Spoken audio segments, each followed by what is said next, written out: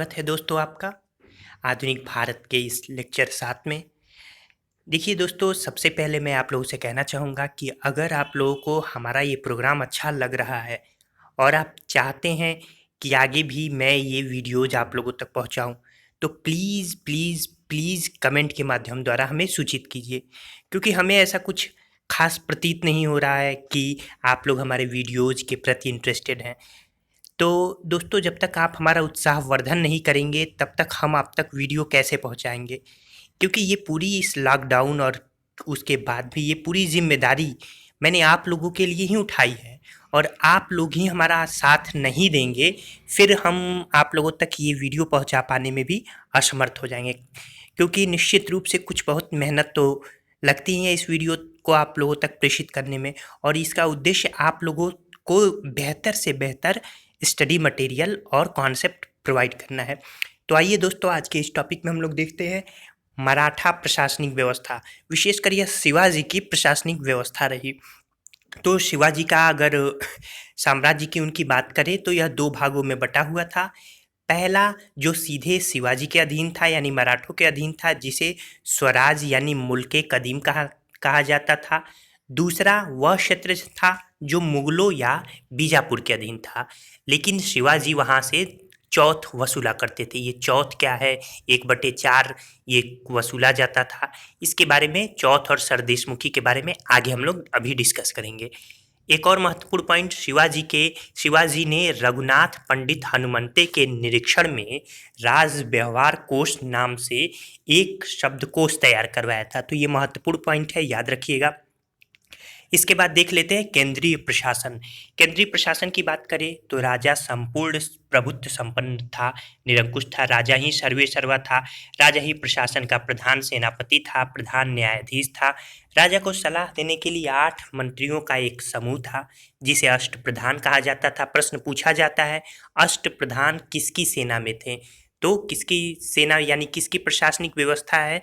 तो ये पूछा जाता है, तो ये शिवाजी की प्रशासनिक व्यवस्था है। तो ध्यान रखिए, अष्टप्रधान कोई मंत्रिपरिषद नहीं थी। प्रश्न ये भी पूछा जाता है, कूट बनाकर इसका कार्य केवल राजा को सलाह देना था। इसमें 8 प्रमुख अधिकारी थे। कौन कौन ये अधिकारी हैं देख लेते हैं। पेशवा, जिसको मुख्य प्रधान या प्रधानमंत्री भी कहा जाता है। दूसरा अमात्य या मजूमदार, इसे वित्त या राजस्व मंत्री कहा जाता था। तीसरा वाक्यान्वीस अथवा मंत्री। चौथा शुरूनवीस या सचिव, इसे राजकीय पत्र व्यवहार और परगने का हिसाब किताब की जिम्मेदारी दी गई थी।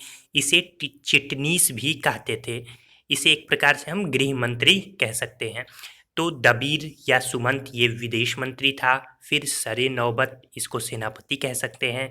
फिर पंडित राव अनुदान विभाग से संबंध रखता था।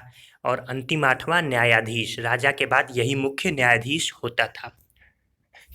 इसके बाद देख लेते हैं कि 8 मंत्रियों में न्यायाधीश व पंडित राव को छोड़कर सभी मंत्रियों को सैनिक कार्यों व आक्रमणों में भाग लेना होता था। ठीक है, ये भी पॉइंट याद रखिएगा आप लोग को कि किसे किसे छोड़कर। फिर आगे देखते हैं हम लोग प्रांतीय शासन। तो प्रांतीय शासन, राज्य जो है सबसे पहले वो प्रांतों में बटा हुआ था। प्रांत जो है वो महालों में बटा हुआ था। महाल टर्फ में बटा हुआ था और टर्फ गांव में बटा हुआ था। गांव सबसे छोटी इकाई थी। प्रांत का मुख्य अधिकारी सर सूबेदार या सरे कारकुन कहलाता था। इसी तरीके से महाल का प्रमुख अधिकारी सर हवलदार कहलाता था। टर्फ का प्रमुख अधिकारी हवलदार होता था और गांव का जो प्रमुख होता था वो पटेल या पाटिल होता था, और पाटिल का जो सहायक होता था वो कुलकर्णी होता था। ध्यान रखिए दोस्तों, ये महत्वपूर्ण पॉइंट है। यहाँ से प्रश्न उठाए जाते हैं कि पाटिल कौन था, पटेल कौन था, सरे कारकुन, महाल, ये प्रशासनिक व्यवस्था के बारे में। तो इसे ध्यान से आप लोग 1-2 बार और पढ़ लीजिएगा। ठीक है दोस्तों, आगे देखते हैं राजस्व प्रशासन। राजस्व प्रशासन की बात करें तो शिवाजी यानी मराठों का जो भू राजस्व था वो मलिक अंबर की व्यवस्था पर आधारित थी। यह एक प्रकार से रैयतवाड़ी व्यवस्था थी, लेकिन फिर भी शिवाजी पूरी तरीके से देशमुखी व्यवस्था को समाप्त नहीं कर पाए। देशमुखी मराठा साम्राज्य में यानी जमींदारी व्यवस्था, शिवाजी खुद सबसे बड़े जमींदार होने के नाते सरदेशमुखी वसूला करते थे। शिवाजी ने रस्सी द्वारा भूमि माप की जगह काठी एवं मानक छड़ी, जिसे जरीब का भी कहा जाता है, के प्रयोग को प्रारंभ किया था। तो जरीब क्या थी? माप की, भूमि माप की इकाई थी। काठी क्या थी? ये भी भूमि माप की इकाई। एक और पॉइंट महत्वपूर्ण है, 1670 में अन्नाजी दत्तो ने व्यापक स्तर पर भू सर्वेक्षण कराया। तो शिवाजी ने किसके नेतृत्व में भू सर्वेक्षण कराया था? अन्नाजी दत्तो। शिवाजी ने भू राजस्व को 33% से बढ़ाकर 40% कर दिया, लेकिन अन्य कर और चुंगी समाप्त कर दी थी। चौथ को देख लेते हैं।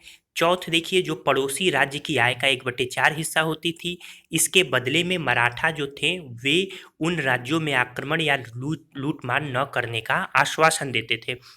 सरदेशमुखी, ये भी पड़ोसी राज्यों से वसूला जाता था। यह पड़ोसी राज्यों की आय का 1/10 यानी 10वां भाग होता था। यह कर शिवाजी उस क्षेत्र के सबसे बड़े देशमुख यानी सरदेशमुख होने के नाते लेते थे। तो चौथ और सरदेशमुख प्रश्न एग्जाम में पूछे जाते हैं, इसे ध्यान से समझ लीजिए। फिर इसके बाद से है पददाम। पददाम विधवा पुनर्विवाह पर लगाया गया कर था। तो ये भी एक महत्वपूर्ण है। आगे देख लेते हैं। सैन्य प्रशासन। शिवाजी ने एक नियमित और स्थायी सेना रखी थी। सेना का मुख्य भाग, एक पैदल एक घुड़सवार। पैदल घुड़सवार सेना दो भागों में विभाजित थी, बरगीर और सिलेदार।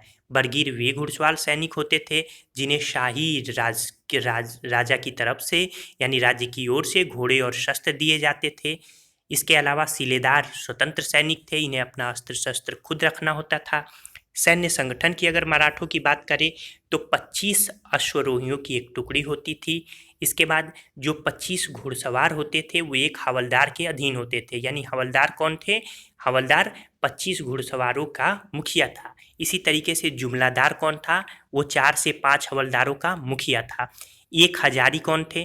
तो 10 जुमलादारों के मुखिया को एक हजारी कहा गया है।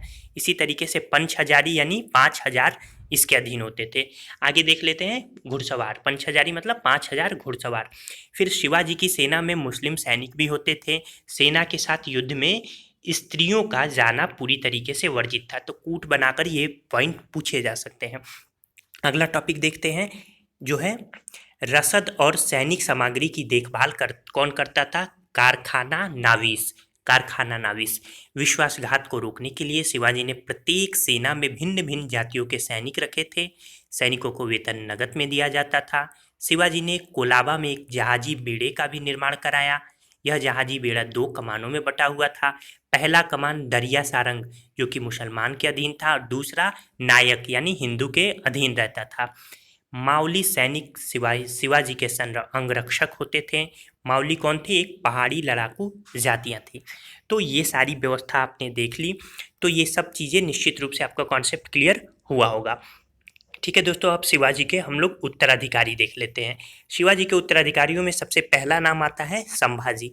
संभाजी शिवाजी की मृत्यु के बाद उनके दोनों पुत्रों में संभाजी और राजा राम में उत्तराधिकार का विवाद खड़ा हुआ। संभाजी 30 जुलाई 1680 को सिंहासन पर बैठा।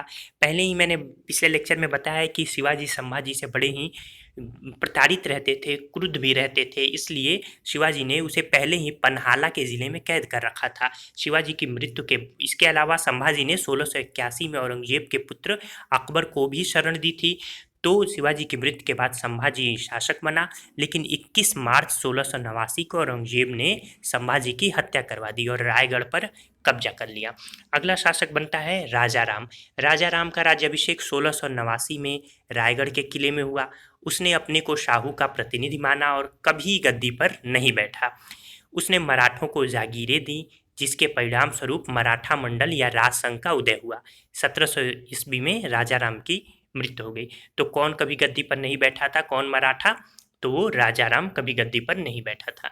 इसके बाद से आता है अगला शासक शिवाजी द्वितीय। दरअसल मेन राजा राम की मृत्यु के बाद उसकी पत्नी ताराबाई अपने 4 वर्षीय पुत्र शिवाजी द्वितीय को उसने गद्दी पर बैठाया और मुगलों से संघर्ष जारी रखा।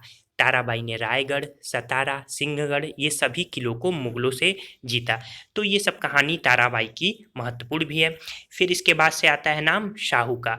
12 अक्टूबर 1707 में शाहू और ताराबाई के मध्य खेड़ा का युद्ध हुआ था। ये सब क्रम मैंने पहले लेक्चर में बता दिया है। शाहू कौन था, ताराबाई, ये पूरा पहले लेक्चर में प्रारंभ में ही देख सकते हैं। तो शाहू और ताराबाई के मध्य खेड़ा का युद्ध हुआ, जिसमें बालाजी विश्वनाथ की मदद से शाहू की विजय हुई।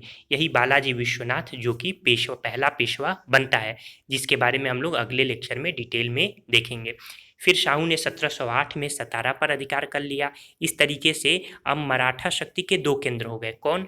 एक सतारा जो कि शाहू के अधीन था और दूसरा कोल्हापुर जो कि ताराबाई के अधीन था। अंततः इन दोनों के मध्य शत्रुता का अंत 1731 में वारना की संधि के जरिए हुआ। ठीक है दोस्तों, ये पूरा का पूरा रहा आपका शिवाजी का प्रशासन और उनके उत्तराधिकारी।